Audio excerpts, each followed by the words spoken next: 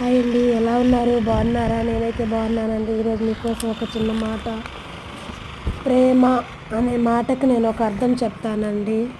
ప్రేమ అంటే అర్థము, నువ్వు లేనప్పుడు కూడా ఆ కాలానితో పాటు నిన్ను ప్రేమించే వాళ్ళని ప్రేమ అంటారు.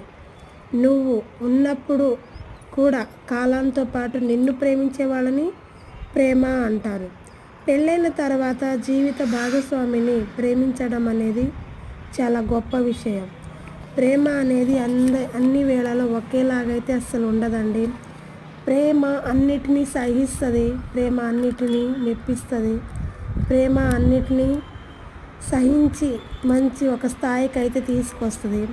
ప్రేమ అనురాగానికి, ఆనందానికి, సంతోషానికి వారధిగా ఉంటుంది. ప్రేమ కుటుంబం కట్టుకోవడానికి ఒక వచనంలా పనిచేసిద్ది. ప్రేమ అనేది ఈ దేశంతో పాటు ప్రజలతో పాటు ప్రతి ఒక్క మూల్యాన్ని సమకూర్చేలాగా ఉంటుంది. ప్రేమ అనే మాటకి చెప్పే మాట కూడా ప్రేమతోనే చెప్తున్నానండి. ప్రేమ అనే మాట చిన్న మాట అయితే కాదు.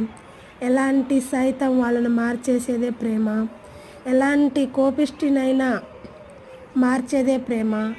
ఏ దిశ అయినా, ఏ కులమైనా, ఏ మతమైనా వారి హృదయాన్ని మనం అందుకోగలిగినది ప్రేమతో పాటు ఇంకా దేంతో అయితే మనం వాళ్ళ ప్రేమను మనం అందుకోలేమండి. వాళ్ళ మనసును మనం మెప్పించలేము.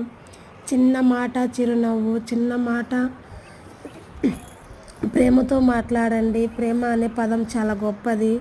అమ్మ ప్రేమ వెలకట్టలేనిది, నాన్న ప్రేమ అంతులేనిది, చెల్లి ప్రేమ అనురాగం లాంటిది, అలానే అన్న ప్రేమ ఎన్నట్టు ఉండేది, అలా స్నేహితుడి ప్రేమ కలకాలం ఉండేది అనే మాటల్లో అయితే చాలానే ఉన్నాయండి.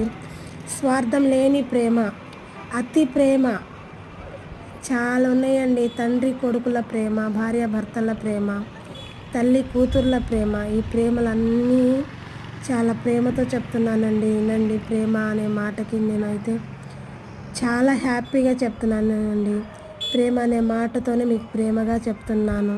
థ్యాంక్స్ అండి. సబ్స్క్రైబ్ చేసుకోండి ప్లీజ్.